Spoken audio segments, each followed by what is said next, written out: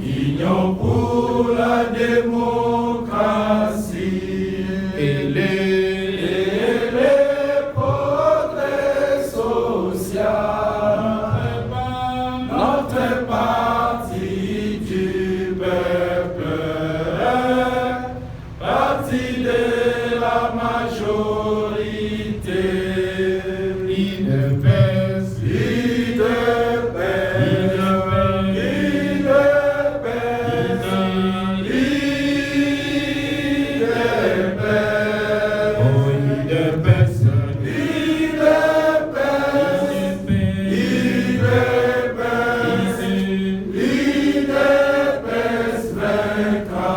L'hymne national de la RDC et celle de l'Union pour la démocratie et les progrès sociaux, UDPS en sigle, ont été chantés par le corps d'élite scientifique de ces partis du Sphinx délimité pour marquer ainsi la traditionnelle messe scientifique de chaque jeudi autour des questions d'actualité. Le taux d'échange en RDC était au cœur du débat entre le professeur Daniel Mukoko Samba, ancien ministre du budget, et les membres des CS UDPS. D'après les conférenciers du jour, l'économie congolaise est dollarisée avec comme retombée la population est payée en francs congolais. Bon, je pense que le thème qui a été choisi pour cette conférence est un thème important parce qu'il touche directement au pouvoir d'achat des ménages congolais. Le Congo étant un pays où une économie fortement dollarisée, les Congolais qui sont payés en francs congolais, mais qui doivent acheter les biens et services qui, eux, sont d'une manière ou d'une autre libellés sur le taux de change. Donc pour tous les Congolais, le taux de change est un élément important qui détermine comment ils protègent leurs épargnes et comment ils protègent leur pouvoir d'achat. Vous avez bien remarqué que pendant la campagne présidentielle, dans chacun de ces 53 meetings, partout où il est passé, le président Tshisekedi a été interpellé par les Congolais qui étaient venus l'écouter, notamment sur cette question de la dépréciation du franc congolais et donc de la volatilité du taux d'échange. Cette interpellation est l'expression de cette préoccupation des Congolais qui vivent cette question dans leur chair, parce qu'il s'agit pas seulement d'un simple chiffre, mais il s'agit de la capacité de ces ménages à préserver leur capacité à acheter des biens et services, à pourvoir aux besoins de leur ménage. Donc il s'est agi aujourd'hui d'expliquer un peu la genèse de cette volatilité du taux d'échange.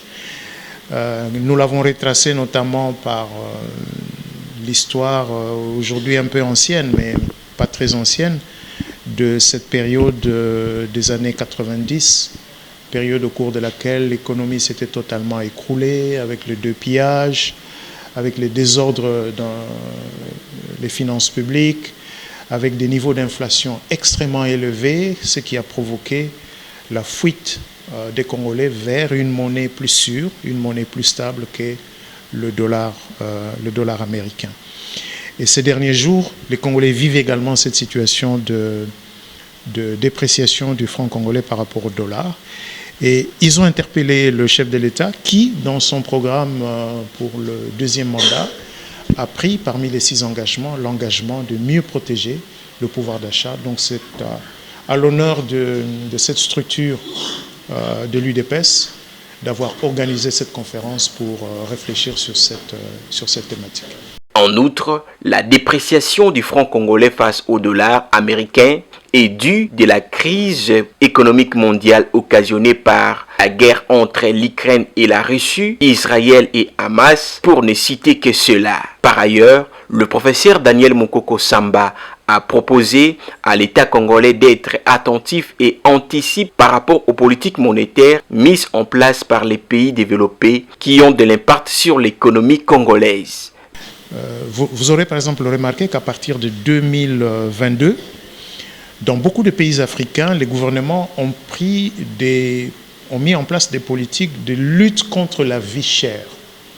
Cela signifie donc que dans la plupart de ces pays, cette question du coût de la vie qui prend de l'ascenseur est une question politique et sociale importante.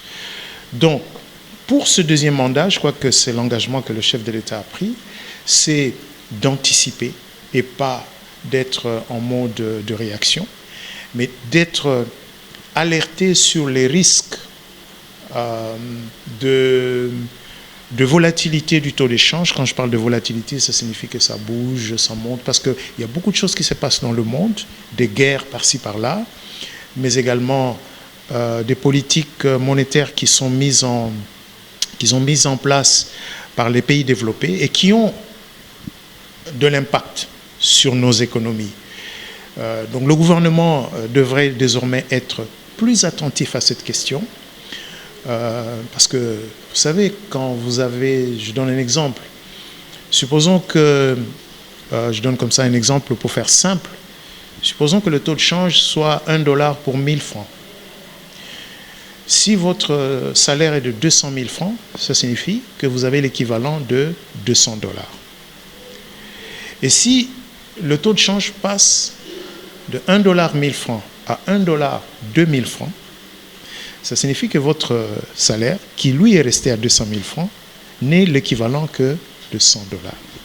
En d'autres termes, entre les deux moments, vous aurez perdu l'équivalent de $100. Pour un ménage, c'est énorme. C'est la moitié, en fait, de votre salaire que vous perdez. C'est-à-dire, les biens que vous pouviez acheter avec vos 200 000 francs, vous pouvez peut-être n'acheter que moins que ça, peut-être moins de la moitié. Parce qu'en plus, lorsque le taux de change bouge, les prix également bougent. Ce qui fait que les ménages sont frappés doublement.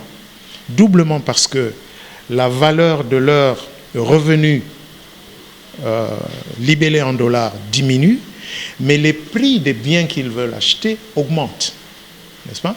Donc, cette question est une question essentielle qu'il va falloir régler en anticipant, et je pense que c'est ce qui a été prévu dans le programme électoral du président de la République. Le président, il a bien résumé cette question-là.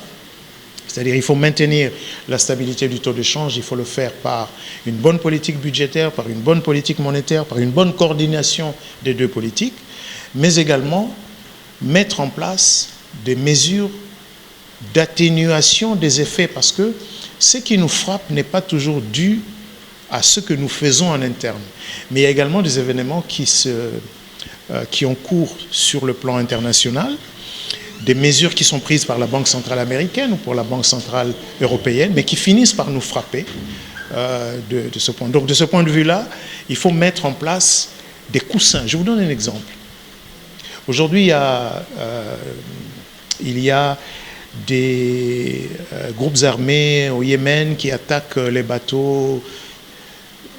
Nous, quand nous suivons à la télévision, nous pensons peut-être que bon, ça concerne cette région-là. Mais il s'agit là d'un passage important pour le commerce international. La conséquence de ce phénomène, ça va être quoi? Ça va être les polices d'assurance qui vont augmenter, le fret maritime qui va augmenter parce que les bateaux courent des risques en passant par des endroits où...